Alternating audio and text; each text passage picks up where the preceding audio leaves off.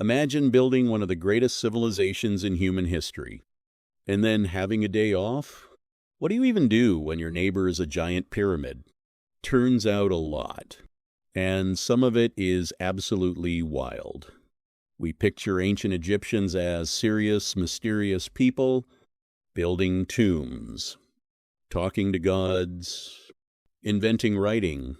Very busy, very intense, but every civilization needs to relax.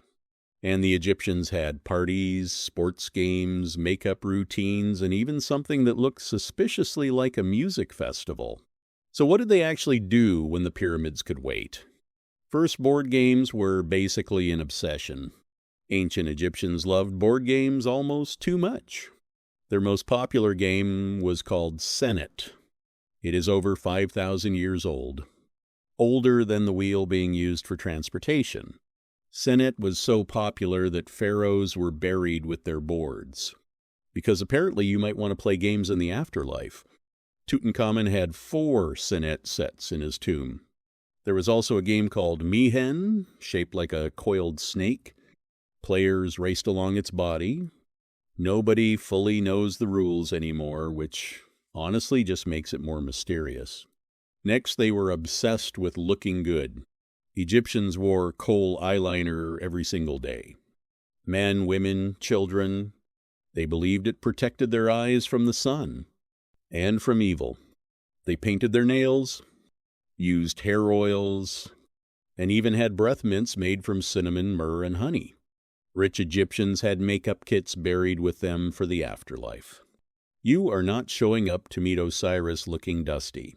They also swam, wrestled, and competed like athletes.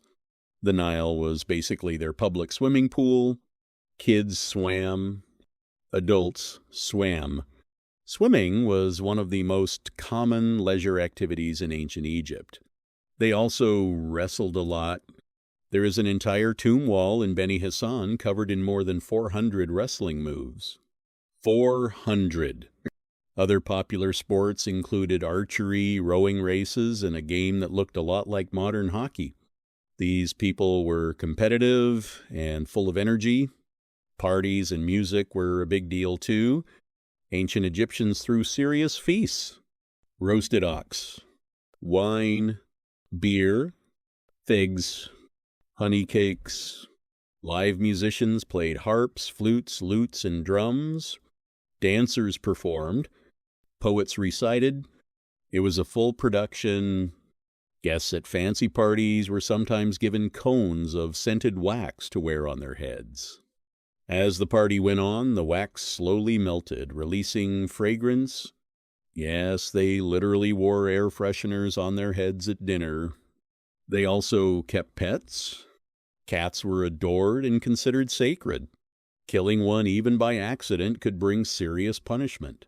When a family cat died, the household would shave their eyebrows as a sign of mourning. But it did not stop at cats. Egyptians kept dogs, monkeys, geese, gazelles, and sometimes even lions. Ramesses II reportedly had a pet lion that followed him into battle. That is not a pet. That is a flex. And here is the part that surprises most people. They wrote love poetry. Romantic, passionate, sometimes dramatic love poetry. One poem, more than 3,000 years old, compares a lover's heartbeat to a frightened wild animal. It describes longing, nervousness, and something very close to butterflies.